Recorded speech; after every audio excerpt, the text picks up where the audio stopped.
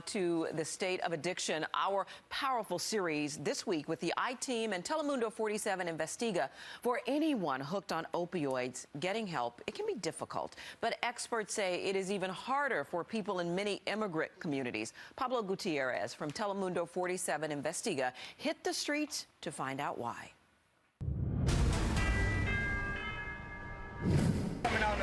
Eddie Rodriguez and his son Daniel were hooked on illegal opioids for decades. Daniel was 15 the first time he tried cocaine.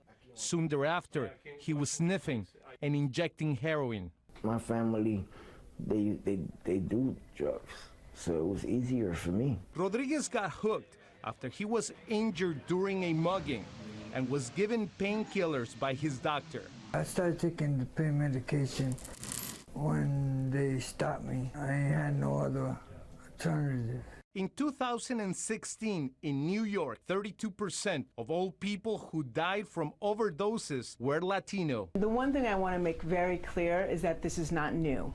Dr. Chinazo Cunningham is a nationally renowned opioid abuse expert. She says minorities have been suffering with this epidemic for decades. There was a lot less attention when the opioid problems really were concentrated in communities of color, and now that the opioid epidemic has spread to more affluent and more white populations, there's a lot more attention. This lack of attention and cultural factors within the Latino community has made it difficult for opioid users to get the help they need. The Dominican community, they shun people that do drugs. You're afraid of stereotypes, you're afraid of the law. Ellery Perdomo sold drugs as a teenager. I was selling a good amount. I was 18 years old and I made $250,000. With heroin, things spiraled out of control. I ended up going to prison. It was prison, he says, that saved his life, but not all get the help they need. Only about 10 to 20% of people who have opiate addiction actually get the treatment they need. Then you add in language issues on top of that, or insurance issues on top of that, it's going to be even much more difficult to get the treatment that you need. Kenny De Jesus is 24 years old. He came here from the Dominican Republic 4 years ago and has been hooked on heroin for a year and a half. Getting help has been difficult since he speaks no English.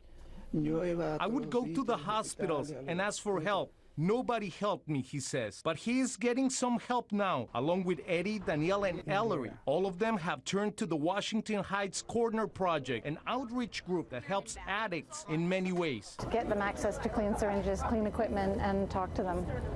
And really the key is to try and engage people and to find them, people who are living at risk of dying alone. Daniel is now on methadone to kick his heroin habit, and he is working for the Corner Project, picking up needles and helping others battling addiction.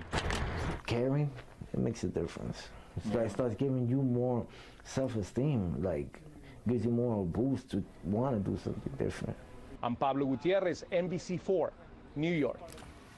If you or anyone you know is battling opioid addiction, here is a list of numbers you can call to get help in the tri-state. And you can find this information and more resources at NBCNewYork.com.